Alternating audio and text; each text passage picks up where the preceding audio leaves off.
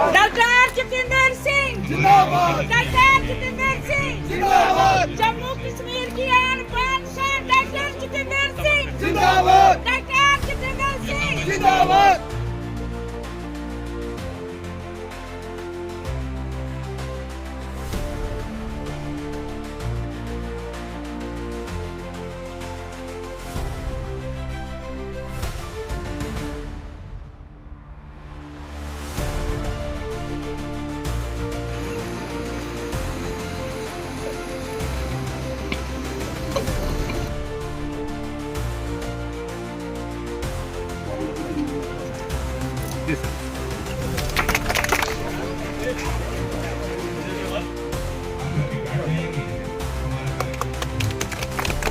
भारत माता की जय, भारत माता की जय।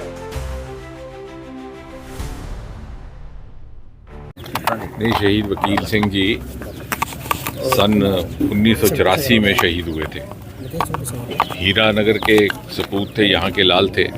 सीआरपी में उन्होंने भर्ती पाई थी सन 1963 में और अपनी सेवाएं अर्पित करते हुए वो पूर्वोत्तर गए और वहीं पर उनकी शहादत हुई। अब उनका जो नुकसान हुआ या उनके परिवार का जो नुकसान हुआ उसकी भरपाई तो हम कर नहीं सकते, या उनके बच्चों ने जिस तरह की विडंबनाओं को झेला, जिस तरह के कलेश से निकल करके उन्होंने अपने आप को संभाला, उसकी भी कोई भरपाई नहीं।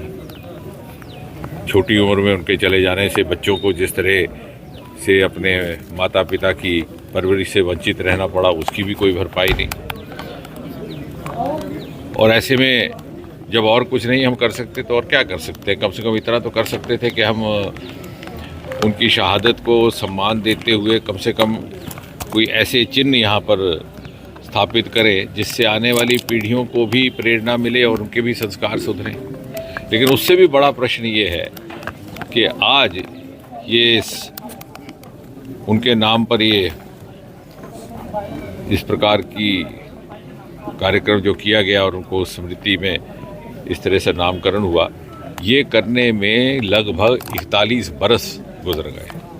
तो मुझे लगता है कहीं ना कहीं ये भी विश्लेषण किया जाएगा। इतनी सरकारें आई, इतनी गई, इतने प्रधानमंत्री आए गए, और इसलिए सबसे पहले तो मुझे शहीद वकील सिंह जी, हमारे साथी मंजीत जी, इनके सारे परिवार की ओर से, हीरानगर वासियों की ओर से और अपने ओर से भी मोदी जी का हृदय की गहराइयों से धन्यवाद करना है। अगर मोदी जी प्रधानमंत्री ना होते तो शायद 40 वर्ष के बाद भी हमारे अंदर जो एक कमी रह गई थी, एक मलाल रह गया था, उसका शायद हम प्रायश्चित ना कर पाते। और इसी दौरान मोदी जी के ही कार्यकाल में देश में पहली बार श्यामा प्रसाद मुखर्जी के नाम पर किसी रोड प्रोजेक्ट का नाम रखा गया। चनैनी नाशरी 9.5 किलोमीटर लंबा, एशिया का सबसे लंबा टनल। क्योंकि श्यामा प्रसाद मुखर्जी को जब गिरफ्तार किया गया था सन 1953 में, तो माधवपुर कठुआ से उसी रास्ते लेकर के श्रीनगर ले जाया गया था। तो हमारे मन में था कि जब वहाँ से लोग वाग गुजरें तो बच्चे अपने माता पिता या बड़ों से पूछे कि श्यामा प्रसाद मुखर्जी कौन थे। इसी प्रकार ये धरती, हीरानगर धरती, जो सदा शहीदों की धरती रही है, यहाँ पर भी जब बच्चे स्कूल में पढ़ने वाले नाम पढ़ेंगे शहीद वकील सिंह का, तो कहीं ना कहीं उनके मन में आएगा कि हम पूछें कि कौन थे, और शायद उससे उनके संस्कार भी, उनमें भी एक देशभक्ति और समर्पण का जलवा है। साथ ही साथ हीरानगर वो धरती है जिससे सदा देशभक्ति और शहादत के लिए पूजा गया है।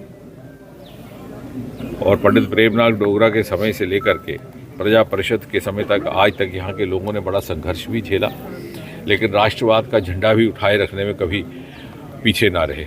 मोदी जी के आने के बाद गोलीबारी भी बंद हुई, और गोलीबारी हो जाए तो उसकी व्यवस्था में बंकर भी बनाए गए, आरक्षण भी दिया गया, और ज़ीरो लाइन तक सड़कों का निर्माण हुआ। तो मुझे लगता है कि पहली बार, क्योंकि हमारा फर्स्ट लाइन ऑफ डिफेंस यहीं के लोग हैं जो सीमावर्ती क्षेत्रों में रहते हैं, और साथ ही साथ सेना को लेकर के भी अनेकों ऐसे मानवीय सुधार लाए गए ताकि हम शहीद के परिवारों की चिंता भी कर सकें, उसके बाद देखभाल भी कर सकें। मुझे लगता है कि जब प्रधानमंत्री जी इस विषय को लेकर के कह चुके हैं, अभी सोनमर्ग में जब कार्यक्रम हुआ तब भी उन्होंने कहा, तो प्रधानमंत्री जी ने जो कहा है उसके कहने के बाद हमारा कहने का ना कोई औचित्य रहता है, ना कोई आवश्यकता रहती है। जो प्रधानमंत्री जी ने कहा that should be the last word. लेकिन मुझे विश्वास है कि अभी जिस प्रकार का संज्ञान लिया गया है सरकार की ओर से, आने वाले समय में सुनिश्चित किया जाएगा कि इस प्रकार की घटनाएं ना दोबारा हों और हमारे आम लोग, आम शहरी अपना जीवन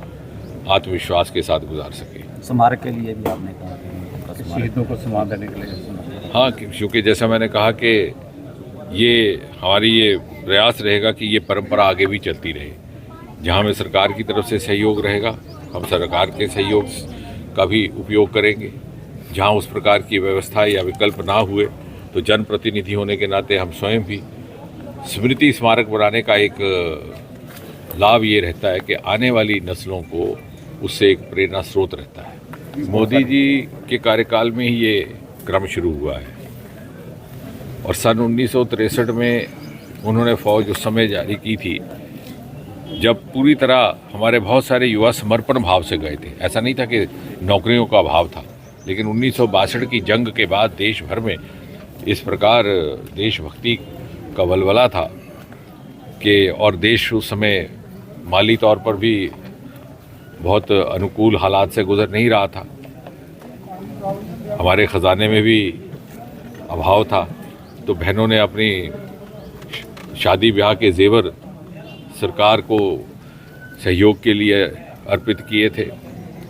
नौजवानों ने स्कूलों कॉलेजों में इतनी भारी मात्रा में ब्लड डोनेशन किया कि बोतलें कम पड़ गईं, डोनर्स इतने अधिक हुए। और उसी दौरान और उसी पीढ़ी का से ताल्लुक़ रखते थे शहीद वकील सिंह।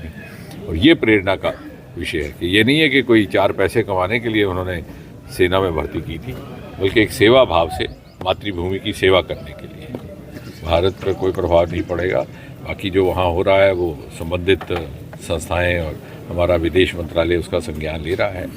जहाँ तक हमारा ताल्लुक़ है, आज रिकॉर्ड संख्या में पर्यटक जम्मू कश्मीर आ रहे हैं, 2-2.5 करोड़, और वही सबसे बड़ा कीर्तिमान है। क्योंकि जब कोई पर्यटक या टूरिस्ट अपना परिवार लेकर के आता है तो वो सरकार के कहने पर नहीं आता, मीडिया के कहने पर नहीं आता। जब किसी ने अपने बच्चे लेकर के वहाँ पर छुट्टियाँ मनाने जाना होता है तो वो अपना टेलीफोन लगा करके अपने किसी साथी, अपने किसी कुलीग से पूछता है कि भाई साहब बताइए, मैं बच्चों को लेकर आ रहा हूँ, हालात सामान्य हैं कि नहीं। और पूरी तरह जब संतुष्ट होता है तभी जाता है। और अगर इतनी भारी संख्या से देश विदेश और देश के हर कोने से पर्यटक टूरिस्ट आ रहे हैं तो वही हमारे लिए सबसे बड़ा दस्तावेज है, सबसे बड़ा टेस्टिमनी है कि वहाँ पर हालात सामान्य हैं। Thank you sir.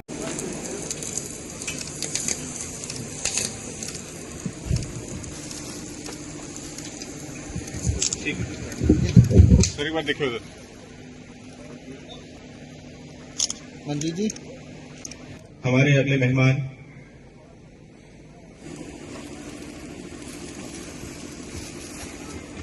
मैं गुजारिश करूंगा सभी मेहमानों से कि वे अपना स्थान ग्रहण करें।